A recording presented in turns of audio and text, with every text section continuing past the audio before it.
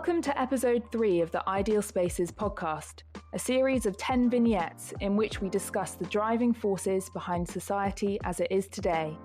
Not only the built architectural world we live in, but also the human processes of social imagination that architecture is an expression of. I'm Flora Lockridge, the host of this new series, and I'm joined by the founder and director of Ideal Spaces Working Group, Ulrich Gehmann, and New Developments and Digital Design Lead Michael Johansson. We're delighted to welcome Stan Allen as our guest on today's episode, where we'll be discussing the topic functional spaces. Stan Allen is an architect and professor of architecture at Princeton. He holds degrees from Brown University, the Cooper Union, and Princeton. In 1991, he established an independent practice, and since that time has pursued parallel careers as architect, educator, and writer. He has taught at Harvard, Columbia, and Princeton, and served as Dean of the School of Architecture at Princeton from 2002 till 2012. His books include Points and Lines, Diagrams and Projects for the City, Practice, Architecture, Technique and Representation, Landform Building, Architecture's New Terrain, and 4 Projects, a Stan Allen Sourcebook. His most recent book, published in 2020, is Situated Objects, a book of buildings and projects located in the Hudson River Valley, where he lives and works. Welcome to the podcast, Stan. Thank you. Glad to be here. So today we're discussing the topic functional spaces, which are often thought of in relation to the built environment. They're the visible spaces around us that serve a clear purpose in our everyday lives, regardless of their aesthetic quality. For example, airports and train stations. So thinking then about how spaces and architecture are organised through the function, I'd be really interested to know, Stan, your own interpretation of a functional space from an architect's point of view. Well, thank you. Glad to be here. It's a very broad question, and I think when you speak to an architect about a functional space, maybe the first thing necessary is to be clear about the terminology, because the word functional elides with the notion of functionalism, specifically in the early 20th century, when modernist architects, reacting against the academicism of the 19th century, proposed that architecture needed to pay closer attention to program use and the fit between the spaces and the activities that happened in them. And they went so far, for example, as Le Corbusier, in talking about the house as a machine for living. So this was a progressive movement. It was looking to align architecture with modernity, with the changes in technology and society that were happening at that time. But at its most extreme, it really pushed architecture to the realm of mechanization, standardization, and calculation. It aspired to universal function, and it left the sort of cultural dimensions of function behind a little bit. You mentioned airports and railway stations. Mm-hmm. And there are categories of buildings that are very closely aligned with function, but there are many, many different forms of airport and many, many different forms of railway station, despite that close fit between the function and the form. So I think when we talk about functional spaces today, we need to have a much broader sense of the role that a building plays in society, of the symbolic and cultural meanings that architecture brings, that will really allow for an idea of function that encompasses much more of the human being's relationship to buildings and space. Yes. And also in our work at Ideal Spaces, so far we've been talking about functional spaces as also these static entities that can relate to the invisible systems and structures that support a space or an organization. So like building and tax codes, market projections, interest rates, things like that. These are all functional because they serve a purpose in an organizational context. So Ulrich, I also wondered if you could maybe share your understanding of a functional space in terms of this invisible network idea and how that might connect up with Stan's explanation there of a functional space. Yeah, this is a good point. As then already addressed it. Also we have to see the very idea of a functional space in broader terms. In a condensed version, in a general condensed version, a functional space can be understood first as a static entity relating to organization. A functional space has purposes in a wider organizational context and embodies in itself an organization as well, either as visible architecture, for instance, a system of infrastructure, railway lines, or as invisible order structure of an organization, for instance, an organigram of a company depicting a functional space of this entire organization, of this company. This kind of space concentrates on the fulfillment of functionalities in a pure way. That means without any decoration, beauty, aesthetics, adornating and covering it, and functional space essentially relating to our treated topic of the managed spaces. Functional space is essentially a technical space, and technique is simplifying and makes things easier to handle. This is the very aim, the implicit aim of technique. The functional space relates to the primate of rationality, and the system architectures of that space express rational systems. And first of all, this functionalism and making functional spaces is also a question of mindsets, of a soft factor not immediately expressible in architecture in a one-to-one relationship. Mindset is aligned to a certain worldview, and this mindset is the functionalist mindset. The very base is a technical attitude towards the world. Yeah, and I mean, thinking about that technical attitude towards the world, I was thinking actually about Stan's lecture on strategies and tactics, and you talk there about how there's often this disconnect in architectural practice between strategy, which is devoted to the functional mindset that Ulrich just talked about, so the rules and systems, the solutions that are already in use and are very well established, and then the tactics, which are based on intuition and the less obvious solutions. And you talked in particular about this in relation to the Downsville competition you entered in Ontario in 2001, where your design for the reservoir resisted the more obvious strategy that a hydrologist might have suggested, which was these retention pools, in favor of a much more innovative design, which led to your proposal to introduce the habitat nests. So I'd be really curious to know a bit more about your approach. How do you go beyond the functional mindset and resist that temptation to use the same strategy or fall back into a familiar pattern of working with those well-established solutions? Sure. I mean, I think as Ulrich was pointing out, if we compare where we were 100 years ago with the early modernists and their ideas of a functionalism based on the idea of the machine, today we live in a networked world, and the networks that organize our lives and our thinking and our work today are mostly invisible networks. So the question, in a way, is how do we understand architecture as it relates to these invisible networks, and how can we substitute a kind of network thinking for a kind of object-based thinking?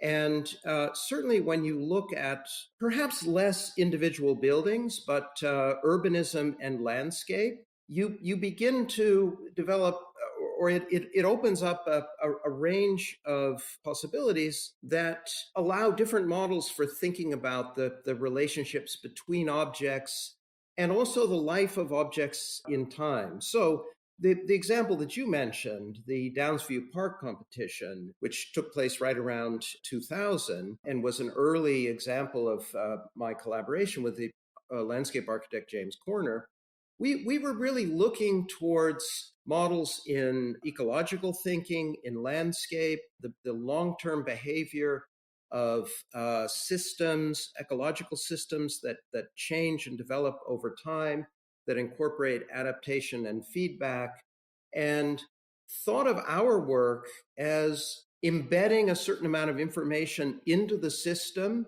and then allowing that system to develop and change over time.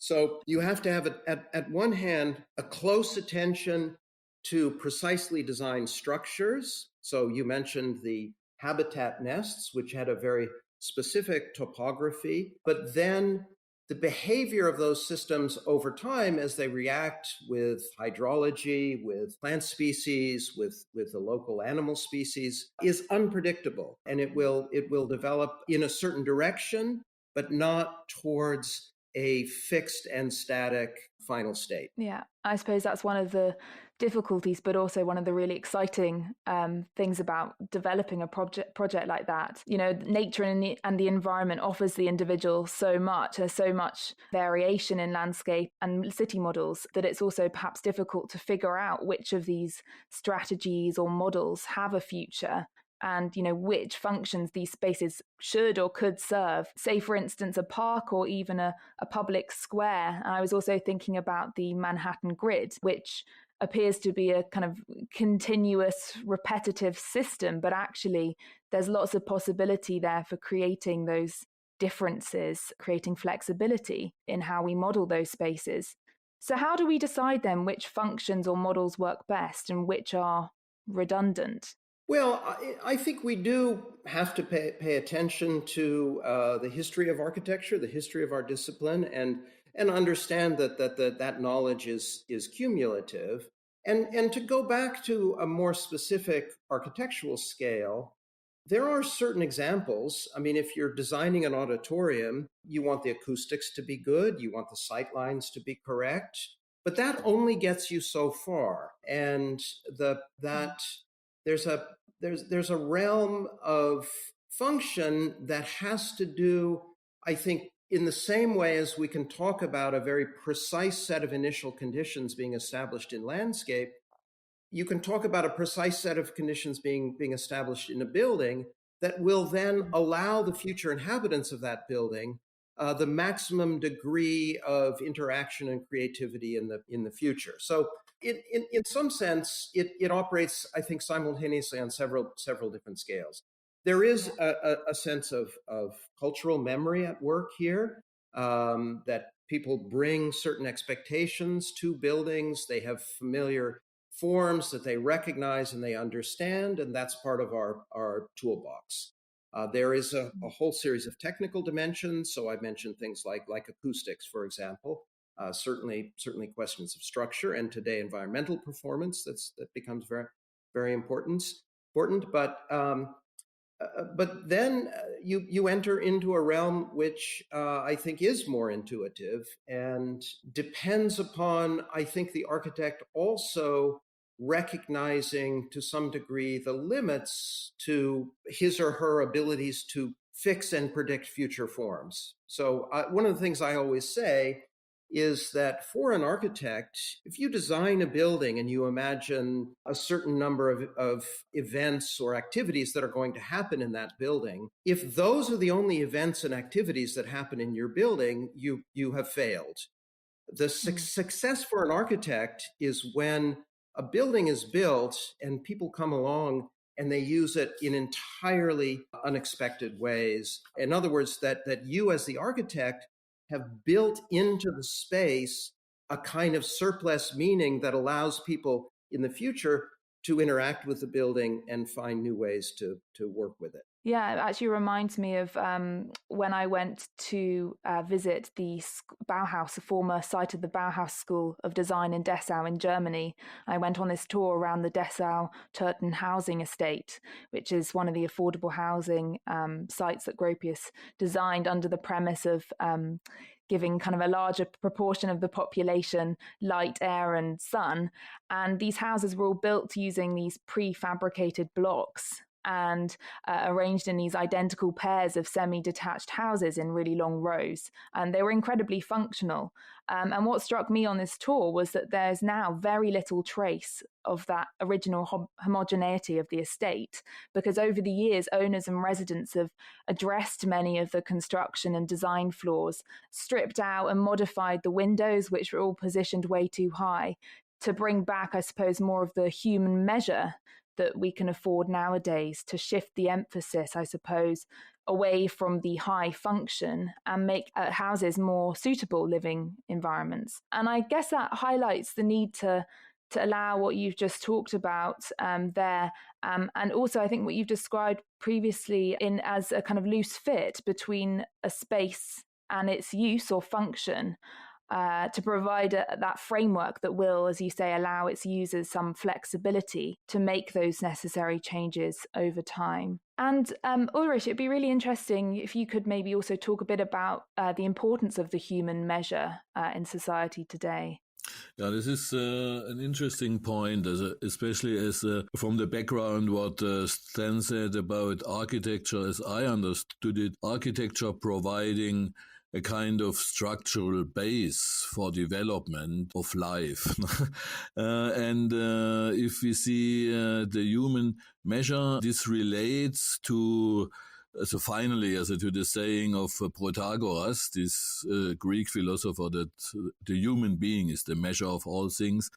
And in our Idle Spaces working group, we called it a humanist approach, to return to a kind of humanist approach, because we cannot copy it, of course, and do not want it just to copy it. What has been re-established after Protagoras in the Renaissance as regards buildings, that buildings shall be made as this structural base Stan mentioned, according to human proportions, next to their symbolic meanings, of course. And human proportion has to be kept, I think, as an idea to be redetected, especially after a long period of modernist architecture with this emphasis on functionalism. Are there any possibilities to redetect human proportioned architecture?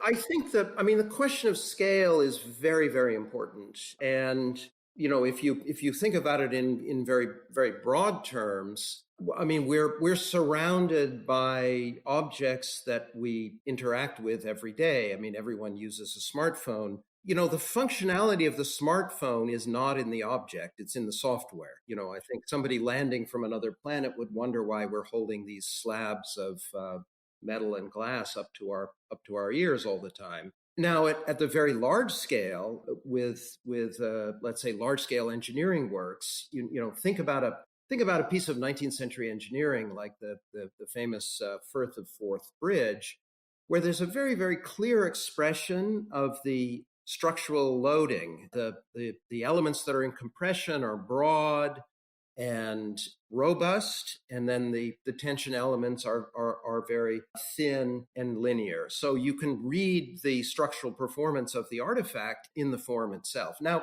buildings, of course, fall in the middle, and the human scale is very, very important within the context of the building, and it's also one of the architect's most expressive tools. Because there are certainly times when, let's say, using monumentality or using a kind of larger scale serves a certain purpose. If you want to communicate a sense of dignity and monumentality, or we can talk about, for example, the monument. So the question of scale, I think, is a very important one in this context. But I want to return to something that Flora mentioned, and the capacity of buildings to accommodate change of use over time. And I think if we look at the buildings that tend to be successful in being reused, the industrial structures, for example, that have been repurposed as exhibition spaces. Spaces are often referred to as neutral spaces. I think this is completely wrong. I think the reason they're successful is not so much that they were neutral or universal in some ways, but I think this, when we look at cities and we look at the life of cities in time and the ability of structures to be reused to accommodate many, many different functions over time. Churches that have been turned into exhibition spaces, industrial structures that have been repurposed as libraries, or housing for that matter. The industrial lofts in New York City that became working studios and living spaces. There needs to be a certain amount of, I would say, structure and recognizability, familiarity in the space that allows it to be repurposed for a different function. So, this has nothing to do with the universal spaces of the 1960s. Very often in a space where anything could happen, nothing would happen. Nothing would happen. If we refer to ideas from ecology, we could talk about a system that has enough embedded information that it will trigger difference over time as different agents interact with it. And I think it's that question of embedding enough information, and embedding the information. This comes back to this notion of human scale, embedding information, the scale which is legible to the human being. So whether that's the proportion of the window, even something as literal as in a brick building, one can understand the process of construction, of laying one brick on top of another, and understanding that in relationship to the human scale. Now, the brick structure may be very large and very monumental, but it has a sort of tactile material dimension that links it back to the human scale. And I don't think it's accidental that those buildings are among the ones that have been most successfully repurposed.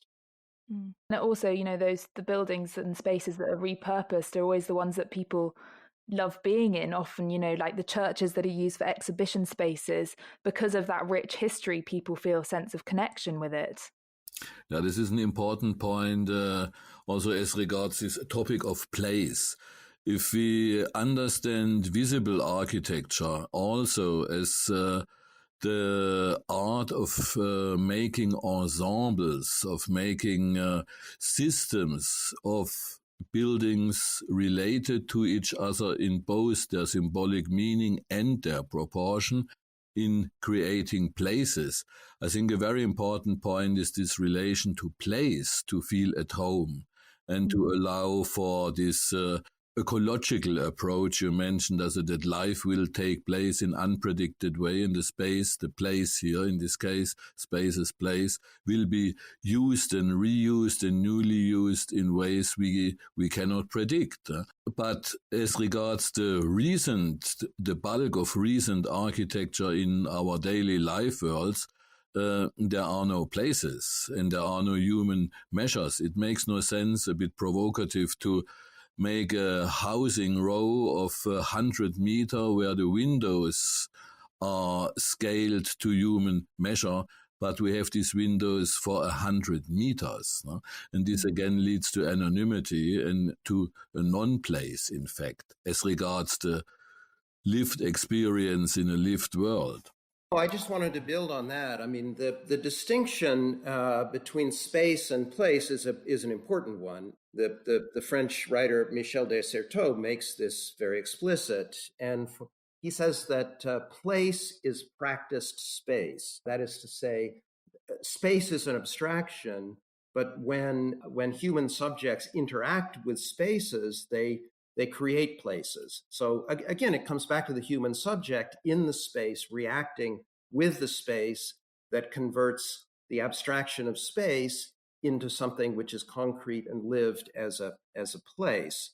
But the other, and again, this is another, for me, very important lesson from landscape. As architects, we often sort of think of the space between buildings as empty, and it gets colored in green on a site plan and it's landscape, right? But for a landscape architect, a void is never empty. A meadow or a forest is a dense, vibrant ecological system full of complexity and interaction.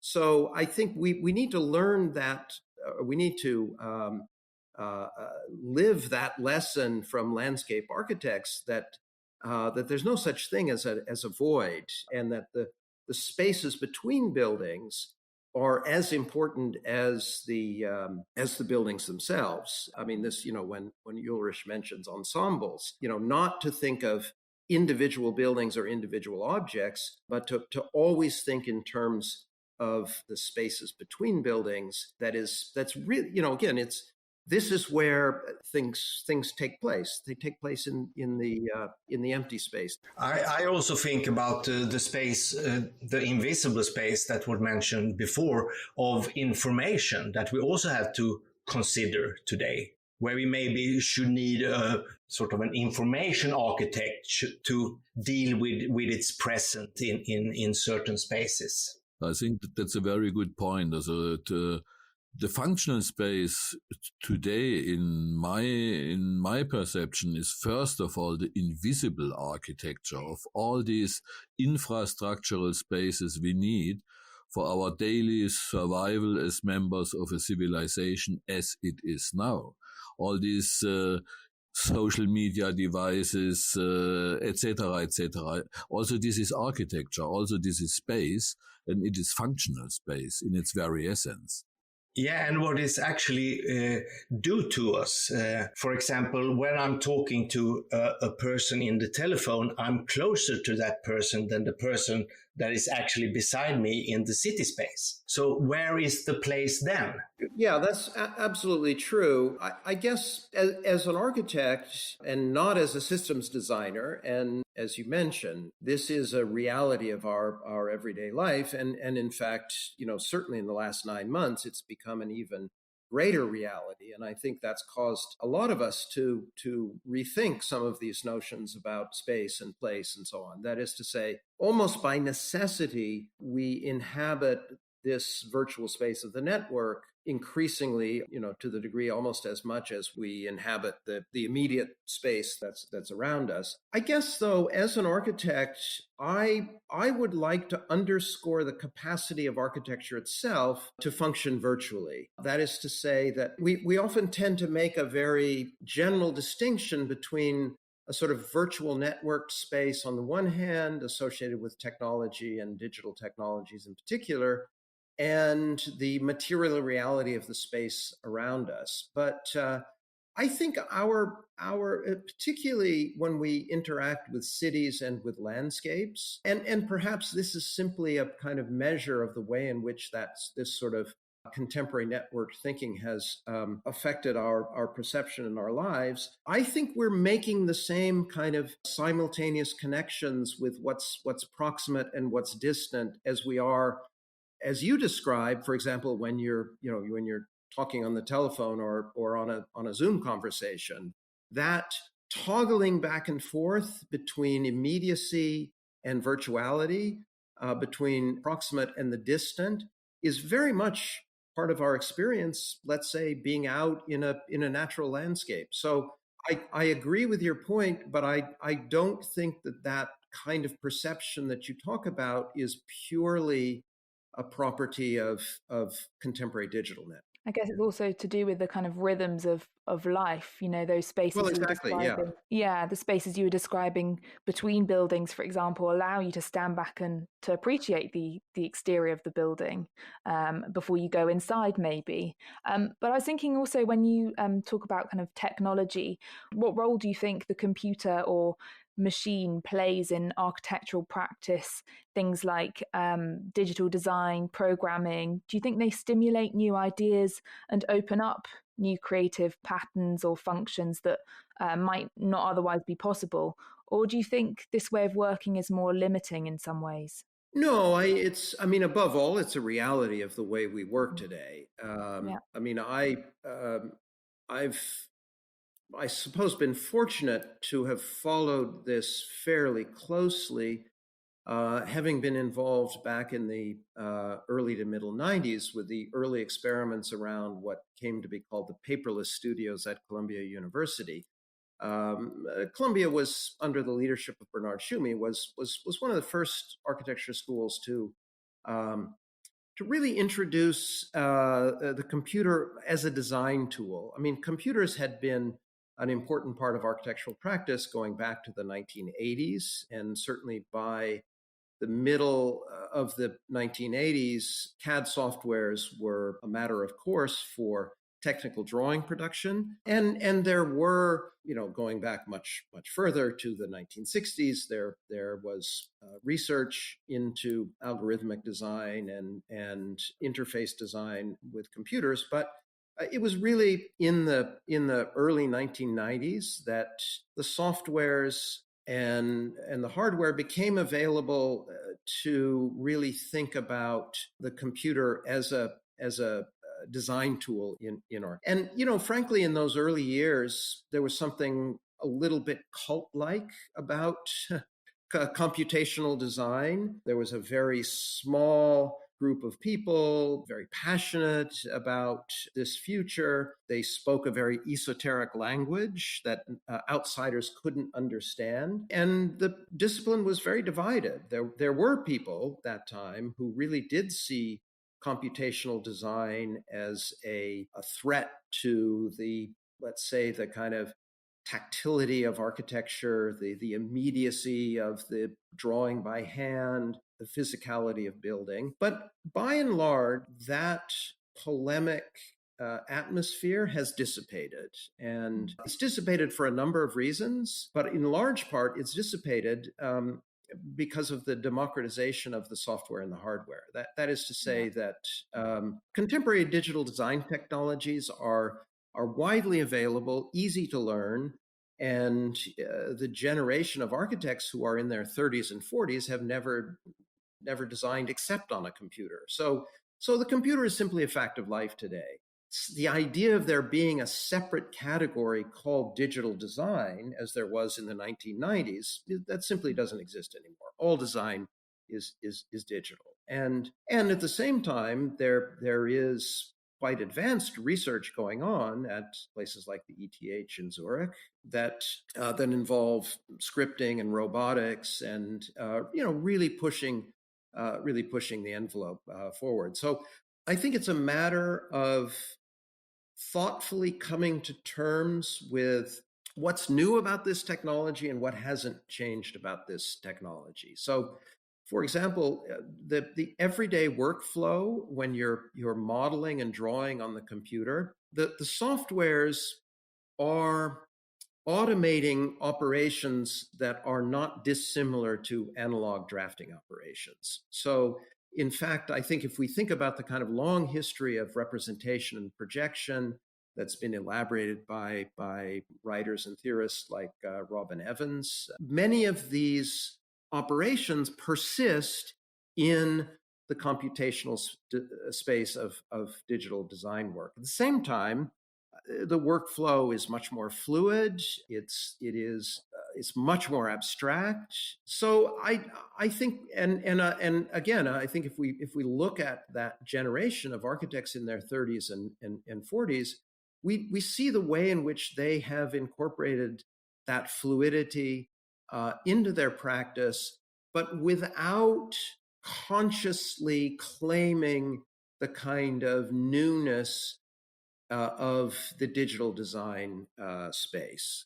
And in fact, questions, I think they are in many cases returning to some of the kind of historical and conventional questions of architecture that we've been talking about in terms of making spaces, making places, familiarity, recognizability, some sort of relationship with the history of the discipline, but simply using a new set of tools. And out of interest, would you say that the designs you see on screen or 3D site models, which out of the two allows you to really imagine yourself in the space as the user or performer of the space, I suppose, rather than the producer? Well, this is perhaps fairly personal to my own working methodology, because, I belong to this generation who was trained and learned to draw in an analog space and made the transition to working at this point pretty much exclusively in a computational space as I design.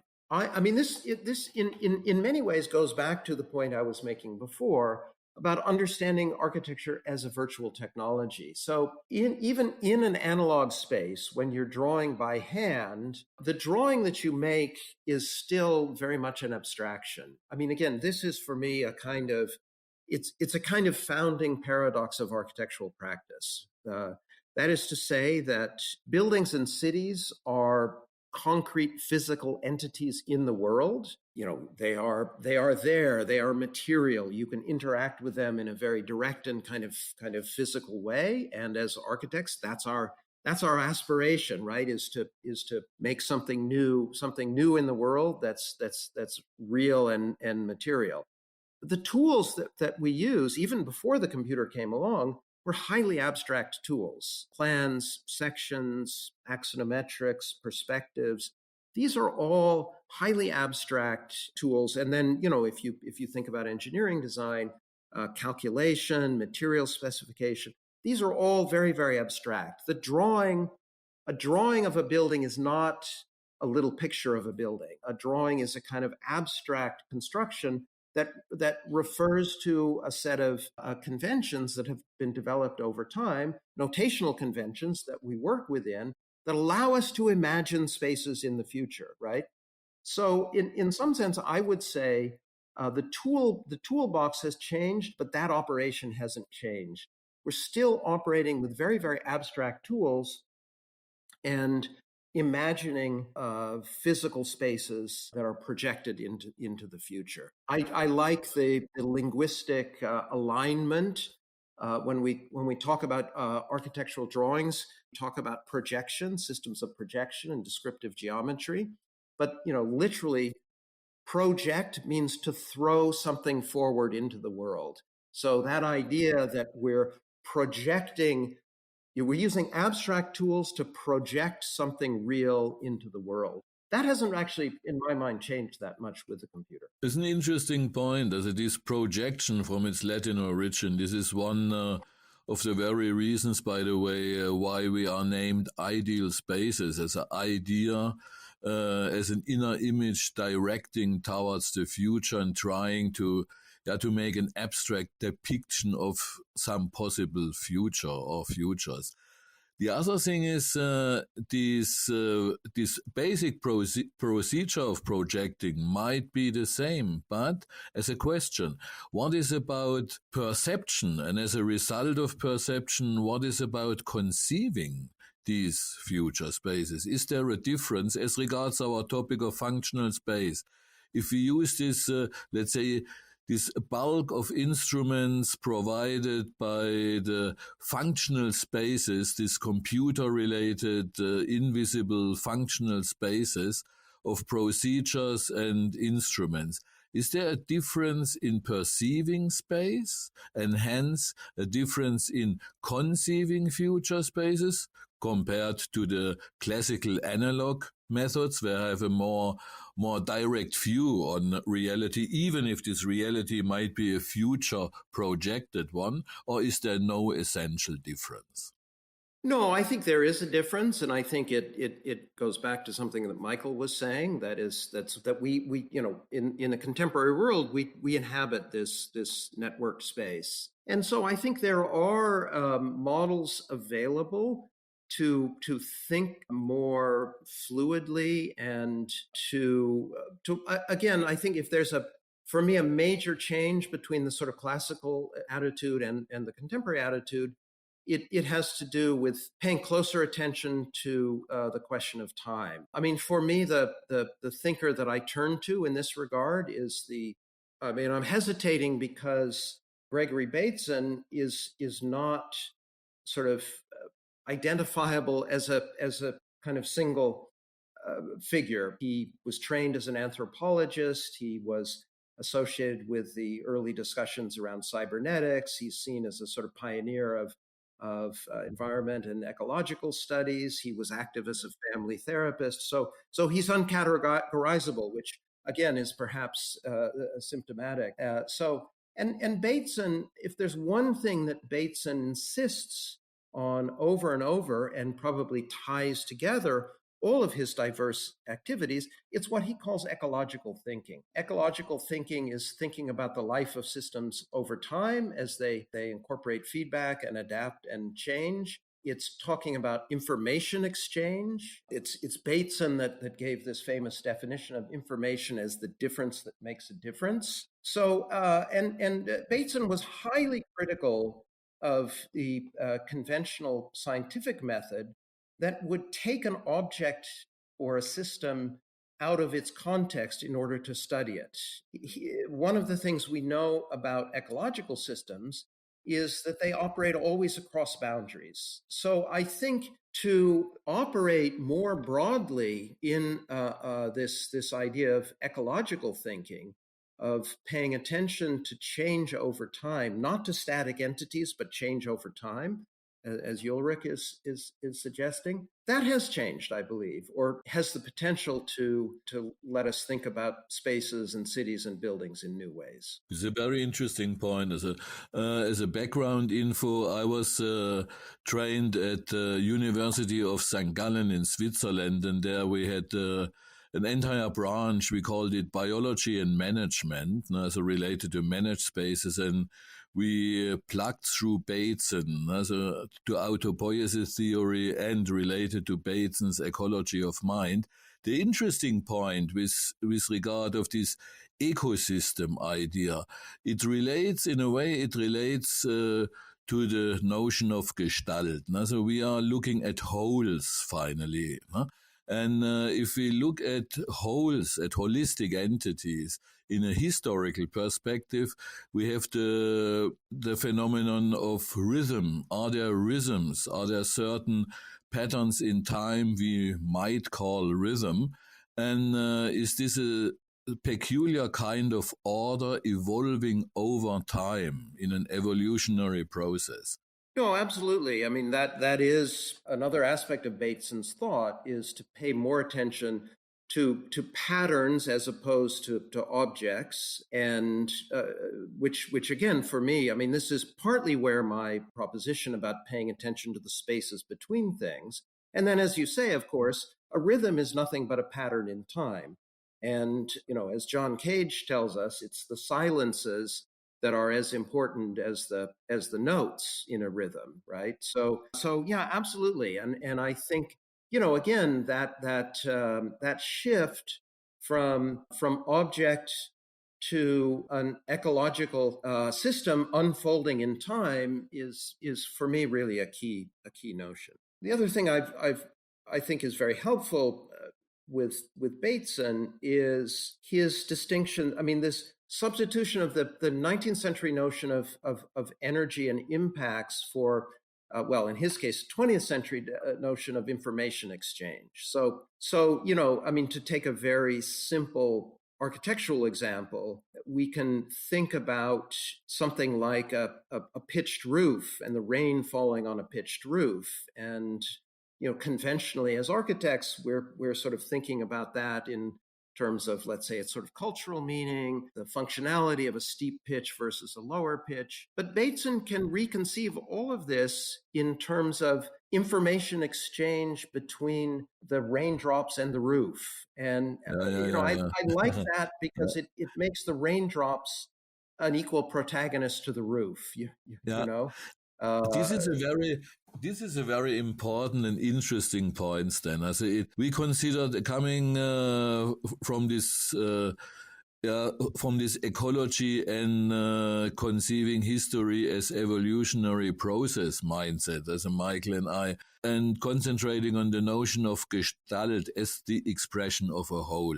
We considered, is it possible to conceive processes, evolutionary processes, also the unplanned, to conceive it as a Gestalt in its own, as a morphology in its own, evolving over time. Also this would imply a new basic concept of morphology and of architecture as processes. We do not look at morphology and architecture as static entities, as fixed structures. We look at processes and say, okay, it might be that processes have their morphology also, and that there exists something like a architecture of the process. No, absolutely. And part of the shortcoming of the sort of functionalism of the early 20th century, particularly as it was elaborated in the post-war period when it became very formulaic and technocratic, was it invented this sort of fictional idea of the user. And I think people, the citizens who use and interact with architecture, are not abstract users. They are active human subjects, and they are interacting with other human subjects, right? So that the morphology of the crowd, if you will, the swarm that interacts with and lives in cities and spaces and architecture, it's a much more complex entity than this sort of idealized abstract user that was invented by the kind of technocratic ideologies of the 50s and 60s. This is a very important and interesting point, Stan. Also we considered coming from this ecology and conceiving history as evolutionary process mindset, as a Michael and I, and concentrating on the notion of Gestalt as the expression of a whole. We considered, is it possible to conceive processes, evolutionary processes, also the unplanned, to conceive it as a Gestalt in its own, as a morphology in its own, evolving over time. Also this would imply a new basic concept of morphology and of architecture as processes. We do not look at morphology and architecture as static entities, as fixed structures. We look at processes and say, okay, it might be that processes have their morphology also, and that there exists something like a architecture of the process. No, absolutely. And it's, I mean, I think part of the shortcoming of the sort of functionalism of the early 20th century, particularly as it was elaborated in the post-war period when it became very formulaic and technocratic, was that it invented this sort of fictional idea of the user. People, the citizens who use and interact with architecture, are not abstract users. They are active human subjects, and they are interacting with other human subjects, right? So that the morphology of the crowd, if you will, the swarm that interacts with and lives in cities and spaces and architecture, it's a much more complex entity than this sort of idealized abstract user that was invented by the kind of technocratic ideologies of the 50s and 60s.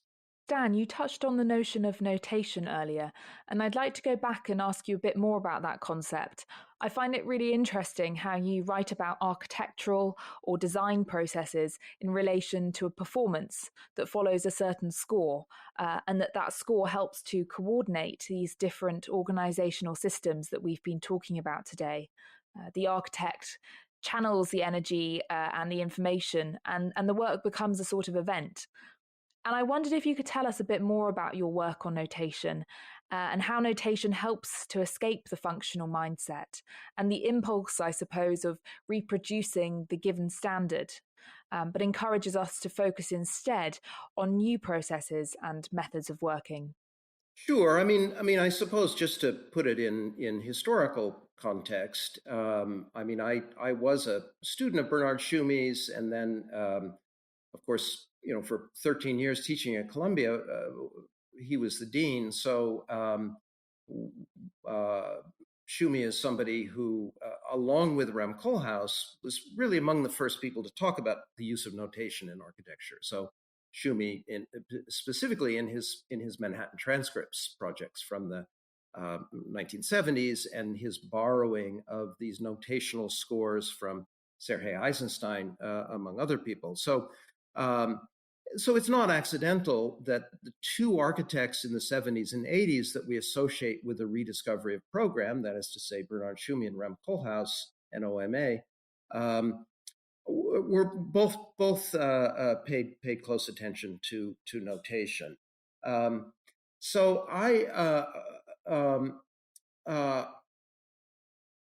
and I think it also, for me, it's fundamentally notation is one of those tools that allow us to deal with the invisible systems of architecture. I think conventional plan section elevation drawings tend to describe the visible aspects of architecture. A notation tends to describe the invisible aspects of architecture. And of course, if we think about the art forms that are primarily notational, I mean, music obviously is the primary one, but we could talk about theater, for example. There are two primary qualities. First of all, they're time-based as opposed to being spatial. Music and theater both unfold over time. And secondly, they involve collective participation. Obviously, you want every musician in the symphony orchestra to be playing the same note at the same time. So notational systems tend to coordinate collective activities. And then the final point is that they demand to be read according to a known set of conventions. Again, you want every musician in the symphony orchestra to be interpreting the score in the same way. This is a point which I think is not contradicted but reinforced by somebody like John Cage, who then used notational systems to create a structure for chance operations. So Cage wanted his notations to be interpreted in an open-ended way, but he could only do so because the conventions for strict interpretation had already been established within notation. So you could say that both possibilities are contained within the system. So to the degree that we want to think about architecture as something that unfolds in time, that has a life in time, notational systems are, I think, crucial. To the extent that we want to think of architecture as something that functions on a kind of collective basis, notational systems are a really useful tool. And to the degree that we think of architecture as a system of communication that is interpreted according to certain known conventions, I think notations become a kind of necessary tool as well. So I think it was for all of those reasons that I became very interested in notation. And again, particularly, I think if you're talking about designing a large-scale urban park, a landscape system, an infrastructure system, even a large public building, it seems to me that you almost of necessity are going to be thinking in terms of notation as a way of scripting the life of the building in time. One could even enlarge this notion of notation. You can also interpret symbolism as a notation. All these meanings in between, like the non-empty space between single buildings. We have a certain meaning, a transported certain meaning what this building or this ensemble of building means, and independent from our explicit information we have about the symbolism. A symbolism can also be very intuitive. So when we enter a space of an ensemble, for instance, we have a notation, a general overall impression of this space, for instance. And the interesting point would be to combine this idea of the notation with this evolving morphologies, following this ecosystem idea, of the whole being conceived as an ecosystem having a rhythm of development in time. Also means having an evolution in time which cannot be predicted, but which is an order, an evolving spontaneous order, the spontaneous relating to the notion out of system theories, these structured classical planned orders versus the spontaneous evolving orders. No, absolutely, and I think earlier Flora had mentioned the grid of Manhattan as an interesting model. I mean, at one level, the grid is repetitive and rational and abstract, but the Manhattan grid allows for a very, very high degree of local differentiation.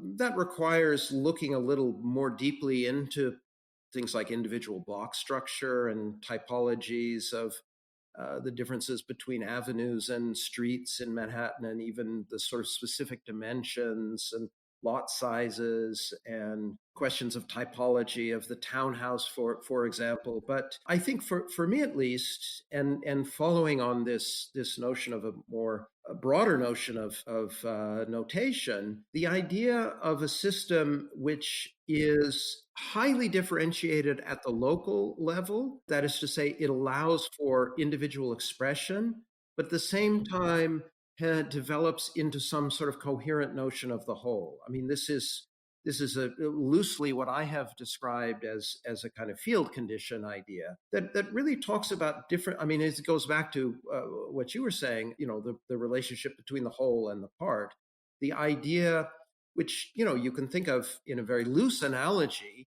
as a kind of ideal kind of democratic model where there is both individual freedom at the local level and at the same time some sort of responsibility towards the whole, a kind of coherence of the whole that is created by these individual separate parts. So, and I don't think you can think that as a concept or a model without some form of notation or a diagram. And building on from that idea of a coherent system that allows for freedom and differences at the local level, but also one that considers the whole, I have one final question before we wrap up the discussion.